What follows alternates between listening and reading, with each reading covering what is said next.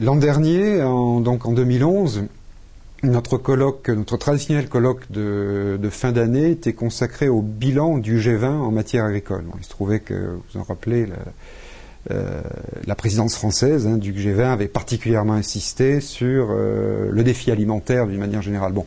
Et il se trouvait que dans les conclusions du G20 était mise en avant la nécessité pour les agriculteurs et finalement pour renforcer la sécurité alimentaire de disposer d'outils de gestion des risques.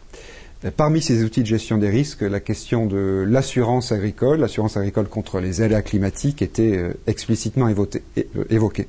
Donc, au fond, notre colloque 2012 va focaliser sur une des conclusions qui était mise en avant par le G20 agricole, à savoir donc l'assurance agricole.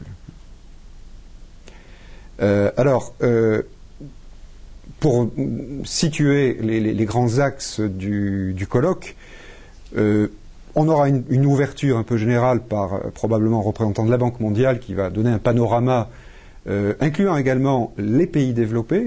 C'est important de noter que les pays développés, Europe, États-Unis essentiellement depuis longtemps, ont fait de l'assurance agricole un outil important de leur politique agricole.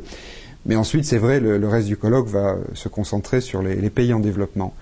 Alors, on aura une première partie qui va être consacrée aux politiques publiques, ou plus précisément à la manière dont l'assurance agricole s'inscrit dans un certain nombre de pays assez directement en liaison donc avec les politiques agricoles. Et on va regarder, on va examiner, on aura des présentations, plus exactement sur le cas de l'Inde, qui est un des pays qui a depuis longtemps des programmes d'assurance agricole, également le cas du Sénégal, également le cas de la France. On a toujours un souci de croiser des regards nord-sud dans notre colloque annuel de Farm.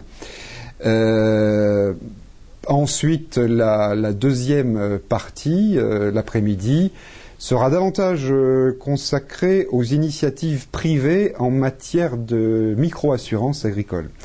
Et on examinera une expérience en cours depuis quelques années, pilotée par la Fondation Syngenta au Kenya, donc une assurance indicielle contre la sécheresse.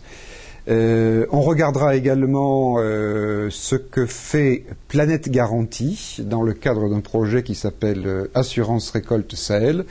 On mettra l'accent plus particulièrement sur le cas du Burkina Faso. On discutera plus généralement des assurances indicielles, de l'intérêt, mais aussi des limites qu'elles posent.